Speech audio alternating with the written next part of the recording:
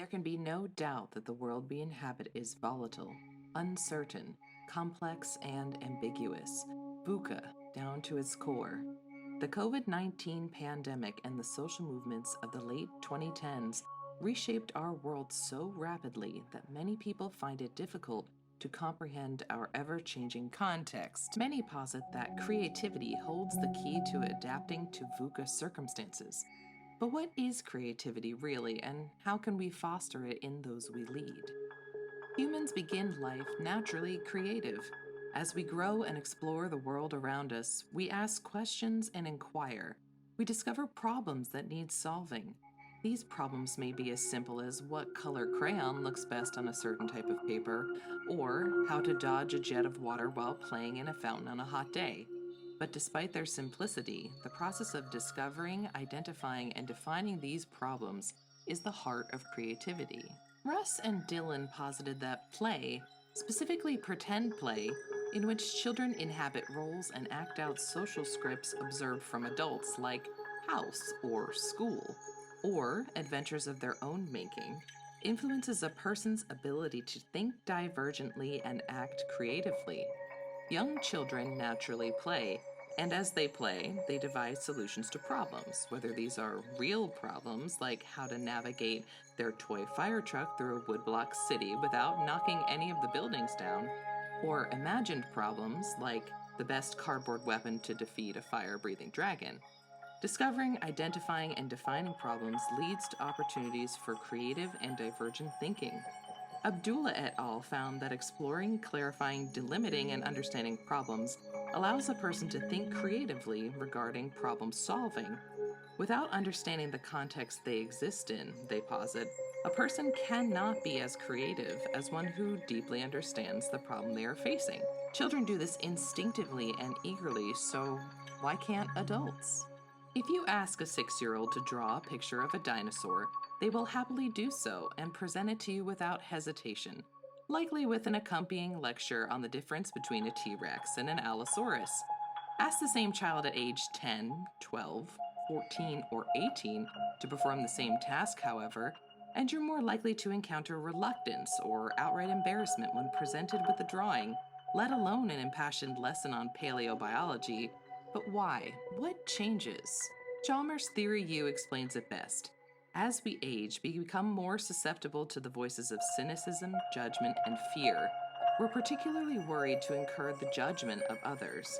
Creative pursuits are inherently vulnerable and require risks.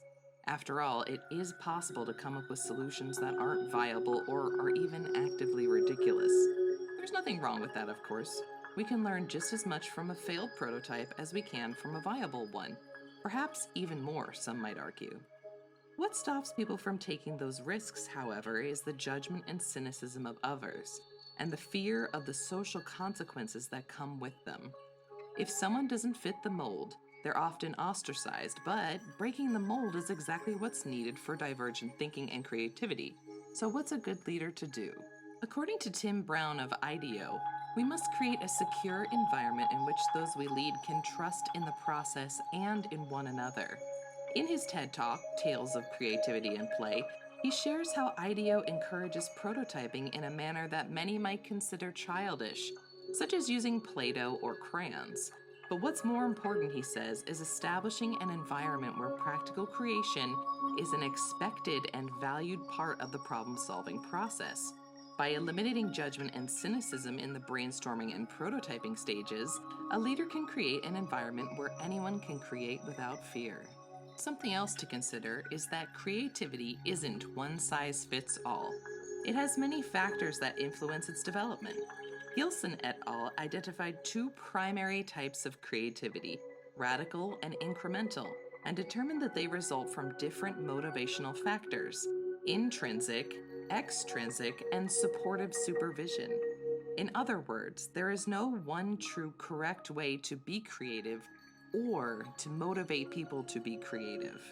Understanding that there isn't one true expression of creativity, but that creativity instead stems from the motivations that exist in a given context, we can shape the way those we lead tackle problems. If we want them to experience incremental creativity, we can construct and foster circumstances that allow that to occur. And similarly, with radical creativity, we can foster circumstances that allow greater leaps and bounds. The desire for play never leaves us, even after it becomes less socially acceptable. Low stakes creativity allows adults to develop the skills and mindsets needed to be creative in high stakes situations. By allowing space for those we lead to play in the course of their work, we allow them to explore and understand the problems they face. They are then able to engage freely in divergent and creative thinking when the time comes to devise solutions to problems. An inquiry based or inquiry focused workplace can foster creativity. By teaching or guiding people to identify, discover, and define problems, we can guide them to think more creatively. If they better understand the constraints they're working within and are encouraged to think divergently about those problems, they are more likely to actively work creatively. Divergent thinkers ask probing questions. They interrogate the world around them and work from a place of inquiry and discovery, but they can't do that if they don't feel safe and secure both personally and professionally. Trust leads to play, play leads to creativity, and creativity leads to intrinsic motivation, which in turn leads to more and more radical creativity. So think to yourself, how will you play today?